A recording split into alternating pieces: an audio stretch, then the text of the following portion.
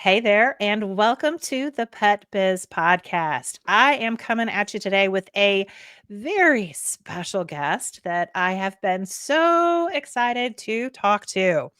So, Liz Wilcox is the fresh princess of email marketing. She's an email strategist and keynote speaker showing small businesses how to build online relationships, plus make real money with emails.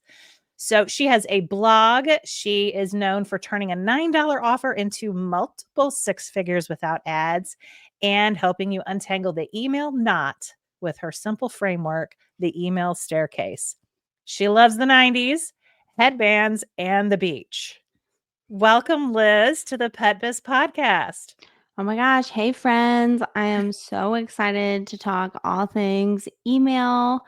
I geek out over it. So, y'all buckle up. Yeah, I love that. And so we're going to address the geeking out part first, or just geeking in general. So, one of the other things that I adore about you is your passion for the 90s. Okay. So, tell everyone a little bit about that. Yeah, sure. So, I love the 90s. Janie and I were talking before we hit record, and we were saying, "Oh, Liz, you're kind of toned down today."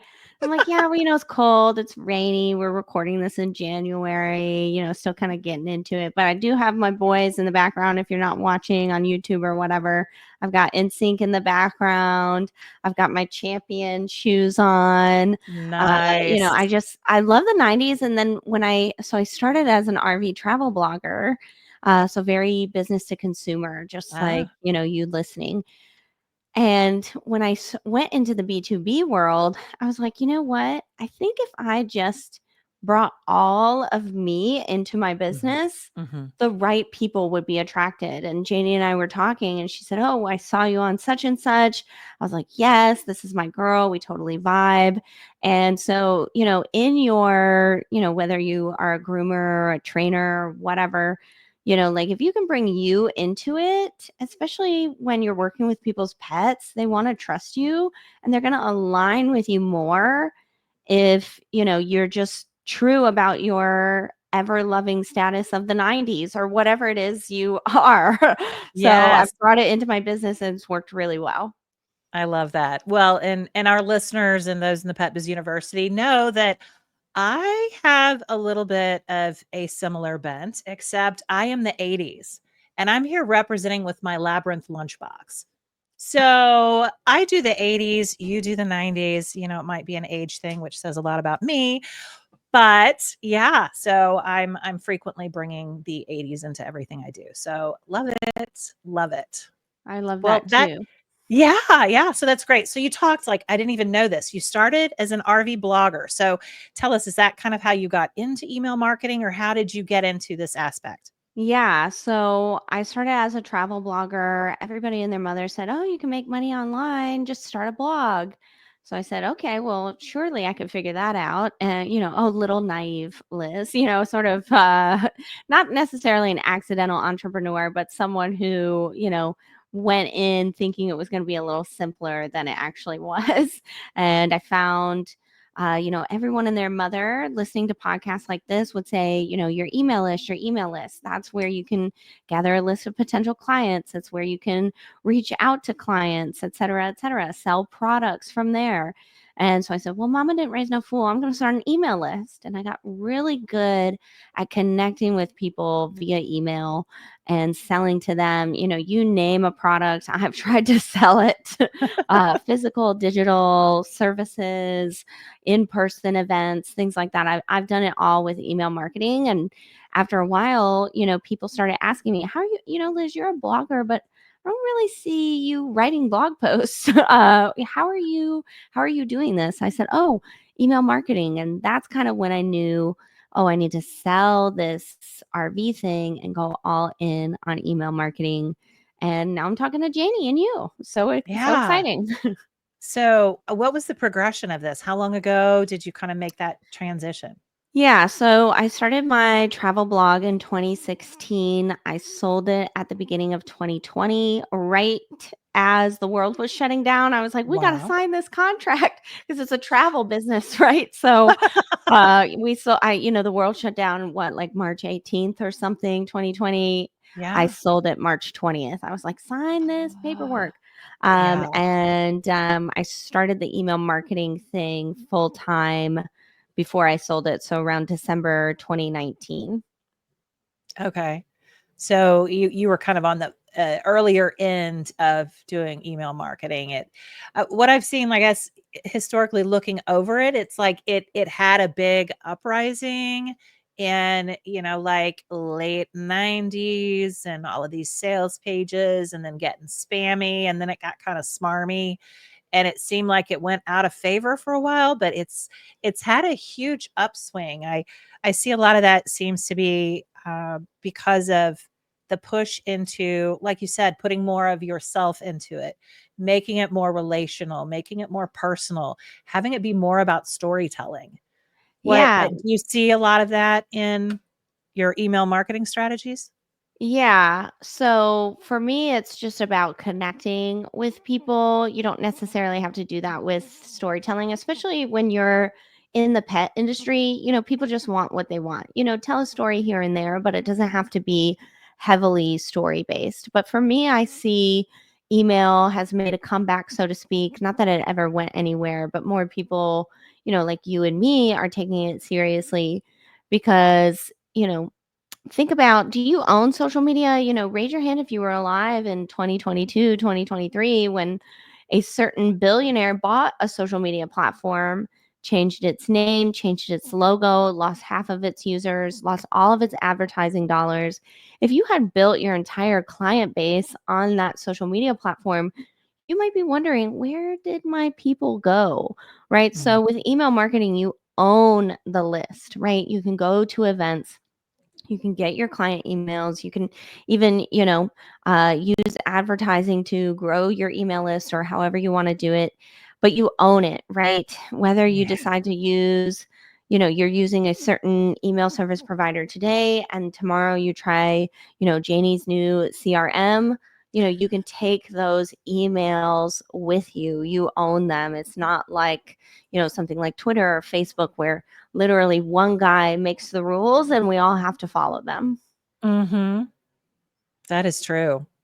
Well, I one of the challenges that I see in email marketing is just how much noise there is out there. I mean, I just hired my VA to do my email for me because it just got so overwhelming.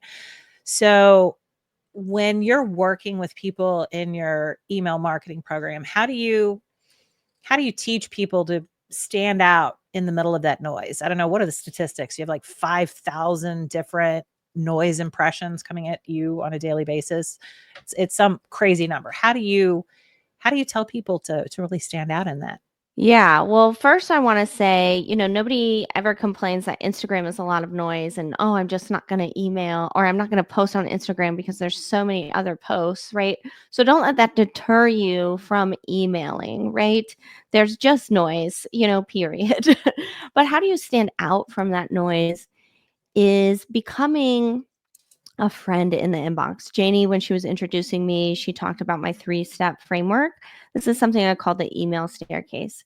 It's taking someone first from a follower to a friend, and then from a friend to a customer. So we're just kind of climbing this staircase. And so you get a follower, you get somebody on your list. For you, it might be an existing client or a potential client you meet at an expo or some kind of vendor situation. You meet them at the park, whatever, right? Then, when you get them on your list, you do 3 things to turn them into a friend. Because the reality is, among all the noise, when we open up our email app, whether we're using Gmail, Apple, whatever, we're looking for something familiar. We're looking for a solution. Oh, there's Janie. I know Janie. I like her. Let me open her email. Or, oh, there's my power bill. I can just archive that. I don't even have to open it because it's on auto pay, right? We're looking for those things that stand out. And when we can turn ourselves into a friend, so to speak, we can stand out. Now, in the pet industry, this is actually way easier for you than for me because a lot of your stuff is locally based, right? You either have a reputation already or you're building it. You've had that face to face connection. So it's actually easier for you. And you just got to do three things.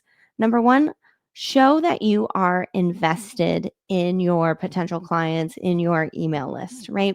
And this can be simple for you, by just saying, hey, I went to this class. I learned about this. If you're a dog trainer, talking about the certifications you have, or even, if you're a pet sitter, just saying like, hey, I walked 3 dogs today, or I spent the weekend at so and so's house. Here's a picture of the happy pups on a walk. That shows you're invested, right? Because you're Mhm. actively doing the thing you charge for, right? The second thing is just be relatable. Now, this is especially important when you're dealing with people's pets. They don't want somebody in their house that they don't like, right? Or that they don't, if they aren't relating to you in some way, they're not going to trust you with their family members, their furry friends, right? So this can be really simple. Like Janie mentioned, oh, I love the 90s. She loves the 80s. She held up her Labyrinth lunchbox, and you probably thought, oh, I love that movie. Or, oh, I've heard of that movie. I haven't seen it yet. But you're relating to her in some sort of way, right? And again, the pet industry has such a leg up because you're already pet lovers. And what is a more strong bond between two random strangers than Right. their pets, right? I don't Yeah. have any pets. And sometimes I get jealous of like when I go to an event, my sister comes with me. She has 2 dogs and she's like, oh, yeah, my dogs. And suddenly y'all are off to the races. And I'm like, oh, well, I had a dog once, but right now I just travel too much and, blah, blah, blah, you know, and so, my sister gets that stronger relationship right off the bat. And so, as someone in the pet industry, just even talking about your own pets or pets in the past, pets you want in the future, that's going to help you become relatable super, super quickly. And the last thing you got to do is stay top of mind. Janie mentioned over and over, there's so much noise, there's noise, it's noise. So stay top of mind, be at the top of the inbox. Don't just email once a quarter, at least once a month, talk about what specials you're running, where you're going to be locally, what openings you have. Janie mentioned stories. Share a couple, fun little stories about what's going on at boarding this week, things Mhm. like that. That's going to help you stay top of mind. Again, a story with my sister when she doesn't like to go anywhere because she doesn't, trust anyone with her dogs. But she finally found, a little doggy daycare that she loves.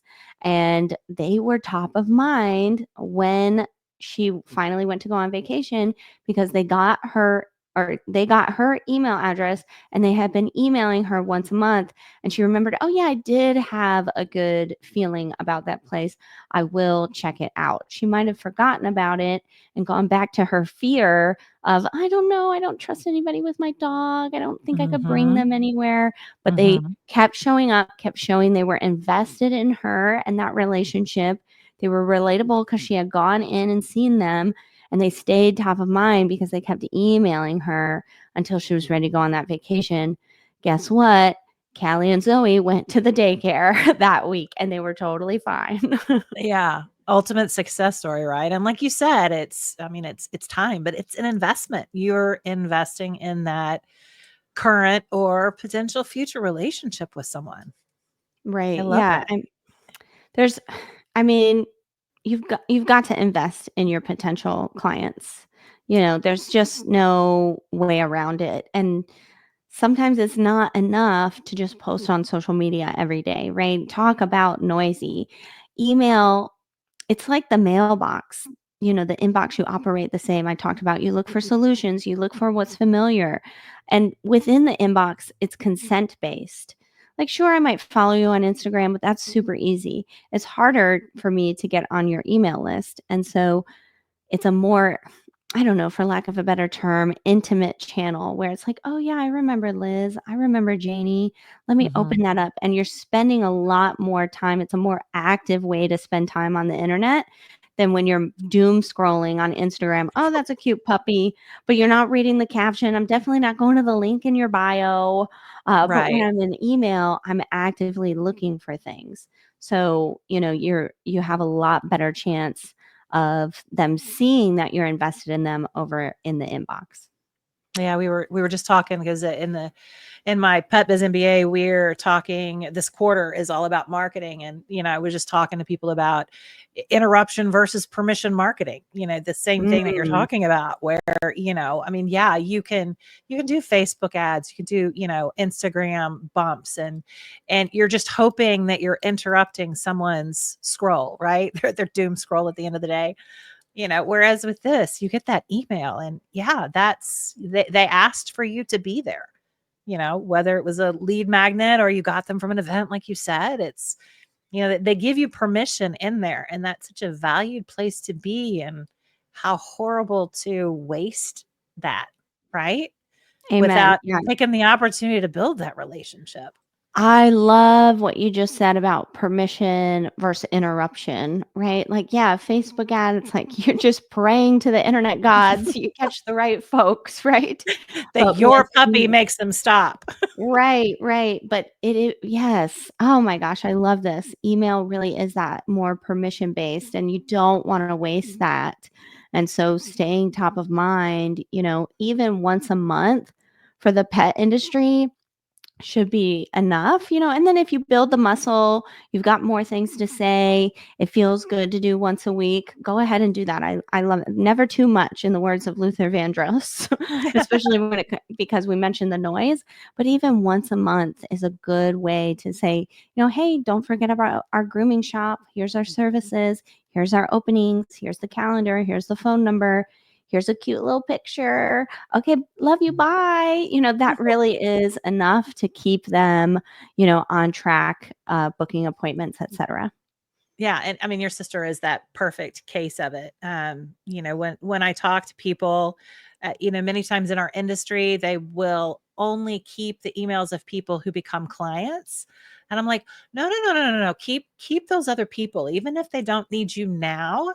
You never know if they're going to be like your sister, which this, they've been dripping on me, and like they sounded great. They built a relationship there, and then she reached out. It took time, but if they had been the type of business owner that said, "Oh, I'm going to go call my list," if, people aren't responding right away, you're just losing that opportunity or the potential of, your sister saying, "Oh, I know somebody else that needs it," and you're missing a possible referral from that. So, just so many opportunities on just hanging out in their inbox. So, uh, is there a too much for you on frequency?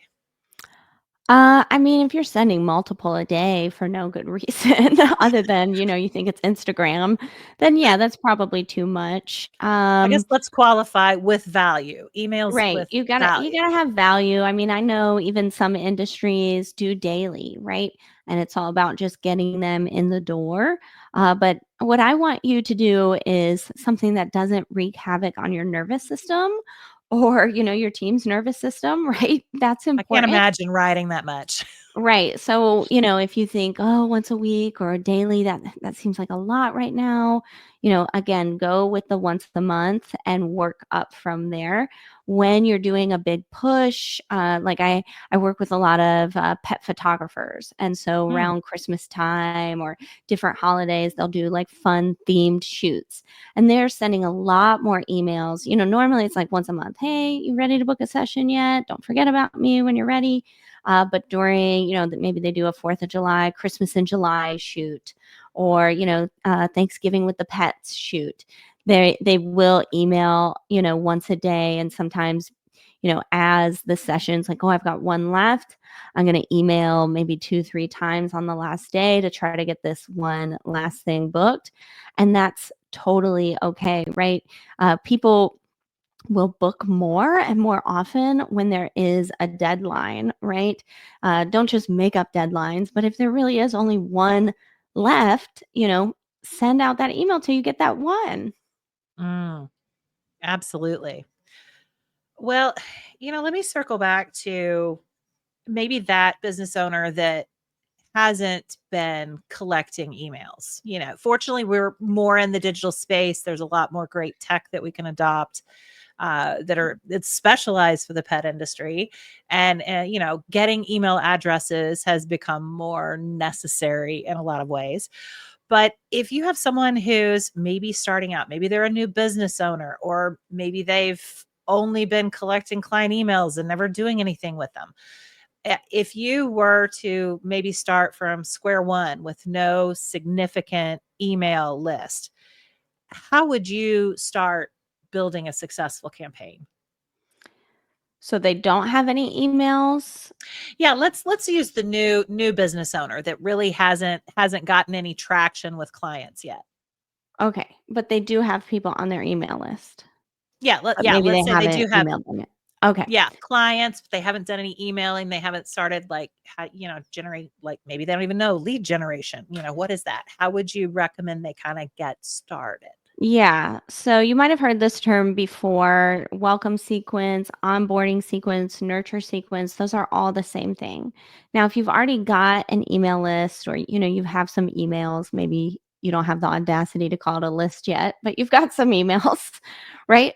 What I want you to do is write something like a welcome sequence, where we are welcome them onto this email list you're going to start, right? So the first email, and I recommend just 2, maybe 3 emails over the course of a week. We don't want it any longer than that, because we want people to see the emails. We want to be on top of that noise, and we want people to, opt in, so to speak. Like, yeah, I want these emails.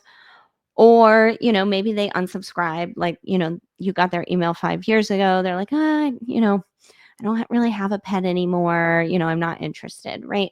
So we Mhm. want to email them 2, 3 times in about a week time. Now, I'm aggressive, but that might be why I'm divorced. I would email 3 times in 3 days. I would email 3 times in 3 days, but again, do what your nervous system feels is right. And, that might be 2 or 3 emails over 6 or 7 days.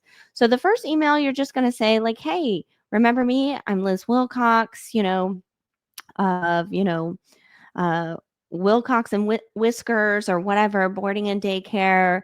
I'm located over here. Here's a picture. You might put a picture of yourself in front of your building.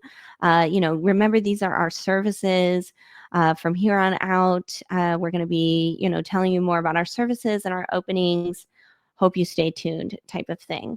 And then if you wanted to, you could leave your phone number and link to socials, or you could even link to a discount if you're into that sort of thing. Right now we're running a special for people on our email list, da da da. Then the second email you want to send a couple days later, and it will basically be the same as the first, but maybe a little longer, right? You put 1 or 2 pictures. Don't put more than 2 pictures. We don't want a lot. That kind of triggers some spam stuff. But for your audience in particular, pictures will do really well. And emphasize that discount, or emphasize, your pricing, and say, hey, this is what's going on.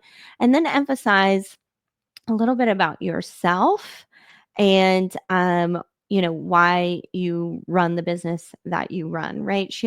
Remember, be a little relatable, right? And this is where Janie mentioned storytelling. You just tell a little bit of a story. Hey, I got into this. I've been in business for XYZ years. I love it because of ABC reasons. I'd love to see you and your pet come in. Here's our calendar. Here's our phone number. Here's that discount, whatever.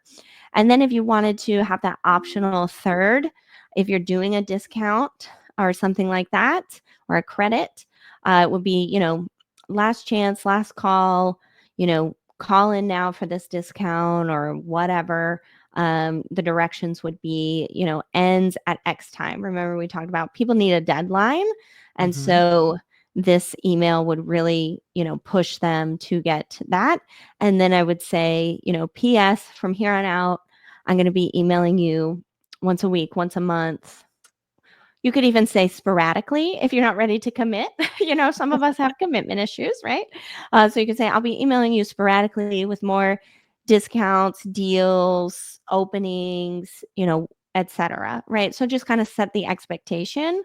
And then from there, your monthly newsletter of openings, maybe a fun picture of, what's going down in the business, where you'll be spotted locally, etc.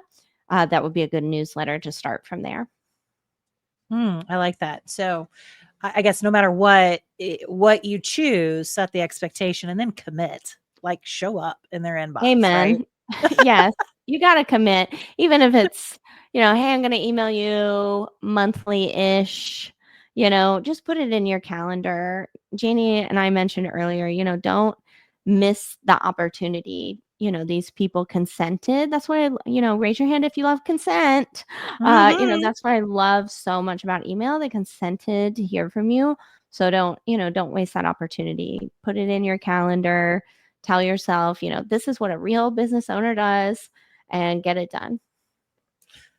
So if we're thinking about the format of delivery, you've mentioned newsletter several times, and it seems like everybody falls on the side of the fence of, "Ooh, I think I have to do a super pretty newsletter that's all color blocked with all the logos and all the pictures, and it has to look professional." Or the like general more conversational copy style. What do you like doing? Is there a purpose for each? Do you have a preference on what you think is the most effective Yeah, with your audience? I think Janie nailed it when she said there's a purpose for each, right? So I'm a copywriter and digital marketer. So mine are more conversational.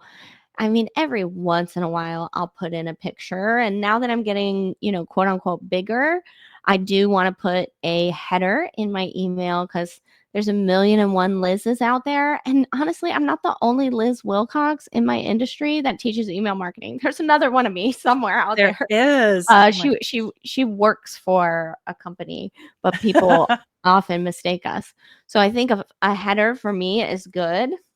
And then for the pet industry, I think putting your logo in the header or like if you're known locally by your face, putting your face in the header, pictures would do well. I've mentioned that a few times. But also keep it simple. Please, please, please. I'm begging you. I know you're probably driving or something, so you can't write this down, but I think you can remember. Like, don't overthink it. It doesn't have to be super beautiful, perfectly formatted. In fact, it's 2025 and spam filters are only getting harder and harder. And if you have too much aesthetic, you have too much code in your email, meaning I use this really fancy template and it's got all these beautiful images that might trigger the spam filters if there's not enough people opening them. So especially if you're first starting out or you've been kind of sporadic with email, the simpler, less visual you can make your emails until you build up that reputation. I call it with the internet gods, that, Mhm. hey, these emails are good, people are opening them, the better. So then let's say a year from now, oh yeah, I want to add a pretty header. I want to make sure, each one I've got a picture of the office and a picture of what's going on this week, but that's totally cool. But again, like think of it after a year of emailing, you can start to add all those pretty, pretty features. Yeah, I guess what are the things that they say can trigger the spam filters? Too many links. I mean, there are certain words, I guess words in your subject line. Yeah, There's a let's talk about whole that. I yeah. hate to interrupt, but I don't wanna I don't wanna get people freaked out. Listen, a million and one things can trigger the spam filter, and there's a million and one internet gods out there searching. They got their little spiders out, and they're looking and crawling through, yes, literally every, piece of code that is in your email. But here's the thing, let's take it back to the email staircase. When you follow that staircase, when you're taking seriously, hey, I want to become familiar in the inbox. I want to get away from the noise. I want people, oh, that's Janie, that's Liz. I'm going to open that. And you do that very simply with just, hey, I'm invested in you. Here's what's going on.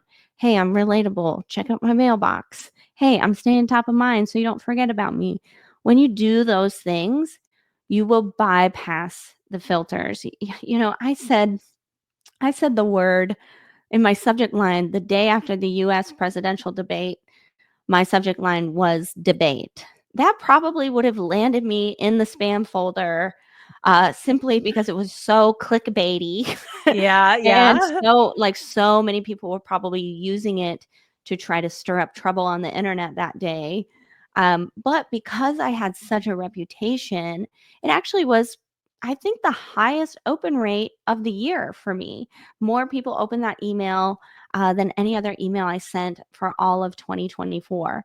And so don't worry about, and please do not Google what words to avoid, dot, dot, dot, dot, dot, because it's every single word in the English dictionary, depending on the time of day and, what Microsoft decides that day, right? That's what I mean by the internet gods: Microsoft, Google, Yahoo.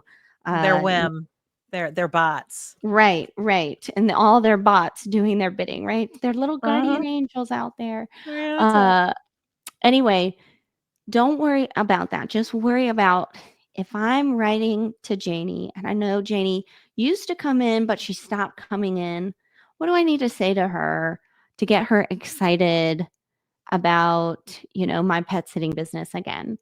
Those things, because the technology is so advanced now, those internet gods are going to notice that too. And they're going to bypass all those, they're not even red flags, those yellow flags, because you have so many green flags because your content is valuable. People are opening it, people are clicking, people are booking. And if you think they're not tracking that email address to your website or to your calling your phone or coming to your location, they definitely are. So just write those emails in a way that you would want to read them, and you'll be fine with all those spam traps. Yeah, you had mentioned open rate. So let's talk for a second about that. So, you're not just like throwing this out there and letting it float away. There's a little kind of responsibility on the back end to, I guess, look at your metrics. So when you send an email out, how do you approach that? How do you recommend people approach looking at their open rate? What else do you Yeah. recommend looking at? So you want to look at your open rate and your click rate. So every email should have something to click on, right? Unless it's just a, hey, happy Thanksgiving, our family to yours, right? And then you just get out of there. But that's an exception. But usually, especially in the pet industry, you want people to book, you want people to call, you want people to click over, right? So making sure your emails have that so you can see the click rate. Right now, whether you're emailing or not, in the next 3 weeks, what's your baseline? Oh, I sent out an email, Liz. It had a 40% open rate and a 3% click rate. Awesome. How can we get that 1% better the next time we email, right? That's how I look at metrics. I'm not looking at industry averages. I'm not, doing all sorts of, what was that movie? A Beautiful Mind, the mathematician. I'm not doing Yes. all sorts of math, and I'm not even looking month to month. I'm just looking at, what did the last email do, and how can I make this one better? And then I didn't make it better. Oh, snap. Okay, maybe that subject line was too long. Or maybe, did I send it at a different time? Did I send it at the same time? And just asking myself little questions like that. But I don't sweat too much about the metrics as long as people are turning into customers. That's really the only metric I really obsess over. So right now, my email list is about 13,000, and over half of them are customers. Now, of course, you have a service-based industry. That's going to be much different. Mine, I have a $9 product, y'all. People are buying it. And if they're Yes. not, I'm concerned, right? But you can say, okay, and this is a metric you have to track on your own. Most things don't track it for you. But you can say, okay, well, in this email, I got 3 calls, one of them converted, right? Okay, so now I've got one extra customer in my email list, and you can tag them customer. And just making sure, month over month, quarter over quarter, is that growing? I'm growing my list. Oh, my list grew by 50 people, but I also got 5 new clients. Great, I'm on track. Or my list grew by 50 people, but I got no new clients. all right, where's the disconnect there? And that's when you can dig in more deeply. Did I sell enough? Did I email enough? Am I showing I'm invested? Did I get the right people? Maybe do these people even own pets, or are they just pet Mhm. curious? Right? And so Huge. digging into that, and if you need help with that, I highly recommend, hiring somebody for like a 1-hour call that does that. I don't offer those services, but a lot of email marketers do, so they can dig in and tell you, oh, do this more, or oh, pump the brakes on that. Yes. I love that. So, so here's a question for you. I always like to ask this. Are you a reader, first of all? Do you read books? Personal I growth, I business? I don't read as much as I like, but when I do read, they're usually personal or professional growth Okay. or about email So marketing. right. Okay. Well, I mean, I guess as for that, give me your favorite 2 or 3 that can really help you think help a business owner. Yeah, I would give you just one. It's called Real Artists Don't Starve by Jeff Goins, rhymes with coins, Okay. spelled the same, Jeff Goins, and it's all about making money in this digital age. And while you might have a local service-based business, I think it's really important to see the potential your business actually has, especially when it comes to email marketing. So he talks about, oh, there's this myth of a starving artist, but actually, I think it was Da Vinci was his case study. He said Da Vinci died a very rich man. And so this myth of the starving artist or the tortured, nobody understands me person, it is just that, a myth. It's a fallacy. If you have a creative bone in your body, you can and should monetize it. And you might be thinking, oh, well, Liz, I'm not a creative business. I just walk dogs. Well, hello, I walk dogs too, but I never made a dollar from it. That makes you Mhm. creative. that makes Oh, you we love you. Listen to that. Yes. that makes you someone who thinks outside of the box and someone who is a creative. So I really recommend Real Artists Don't Starve.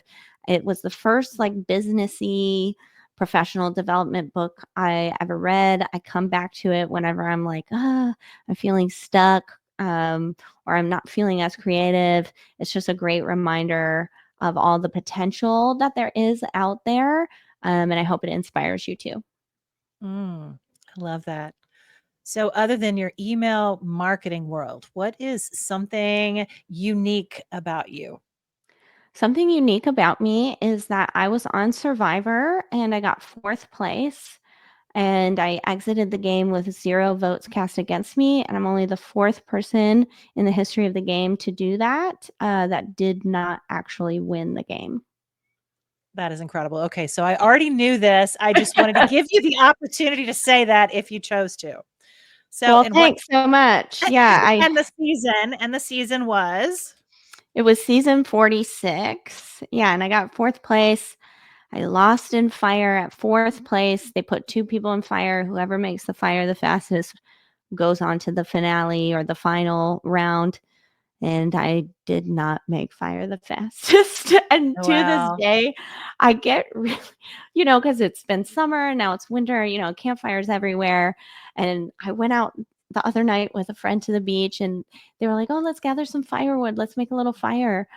And I tell you what, I got so nervous. I was like, "Am I picking the right sticks?" And I'm like, "Oh my gosh, I am actually scarred from that." Like, Oh, "We have a lighter, Liz. It doesn't PTSD. matter. Just pick something up." And I was like, "I'm not going any I can't even pick the sticks because it's just haunted me." But Oh my anyway, gosh. that's a fun fact about Liz Wilcox. Super unique story forever about For you. sure, for sure. If nothing else, So yeah, I cool. got a crazy story out of it. You do, you do. Well, and a crazy story that's broadcast to the world. Literally 125 countries. Oh, that is amazing, though. I love it. So, gosh, thank you so much. I knew this was going to be a great opportunity. Now, share with everyone the opportunities that you have. So, I originally found out about you through a Facebook group, and a friend of mine, Adriana, in one of the pet groups said, hey, I'm in this amazing low cost email marketing course. You really should check it out. And so that's how I found out about you and joined your group. So tell everybody about this amazing group. Yeah, thank you so much. So I have a $9 a month membership called Email Marketing Membership, hashtag SEO, right? And it's just where I send you weekly templates for you to take and make your own. As Janie just said, I do have other pet industry types in the membership. I have a lot of pet photographers. I have pet sitters. Yesterday, I actually did meet someone on our live Q&A that is a pet groomer, which I thought was super, super fun. Yeah. And they send out these weekly emails. You just take and make them your own. But like I said, pet industry folks, you probably just need once a month to get started. So you'll have plenty of templates to choose from. And they take you through that email staircase we talked about. If you're wondering, you can't really conceptualize, well, how do I show I'm invested? How do I become relatable? The templates themselves do that for you. I do all the marketing for you. You also get once a month Q&A, quarterly guest experts, and some other awesome stuff. It's $9 a month, email marketing membership. If you want to check it out, you can go directly to lizwilcox.com. There's a yellow thing at the top of the website that says, did you hear about that $9 thing? You can go ahead and click that and check out all the details. Yeah, I definitely say highly worth it, even just from the perspective that I struggle with of the blank page syndrome. So when Yeah. you're like, I don't have anything to say, just having that framework of like, oh, yeah, I do. And just being able to use that and kind of use that as a jump off space.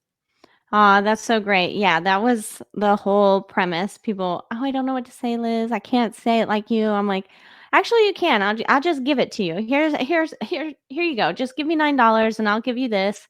And it really does help solve that. Like, oh, what do I say? I don't know.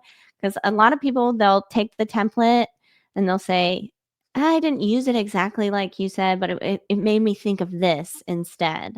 And that's how I, started writing, and I just love that so much. So, from a professional copywriter, show you're invested, be relatable, stay top of mind, and join the email marketing membership. Yeah, That's what I lizwilcox.com, say. baby. That sums I it up really good. that That Jamie, sums she's it good. sums it up. I will drop all of that in the show notes, and I do highly recommend that, especially, well, not even especially, anyone who has a business should be doing this. That's it. Period. Period.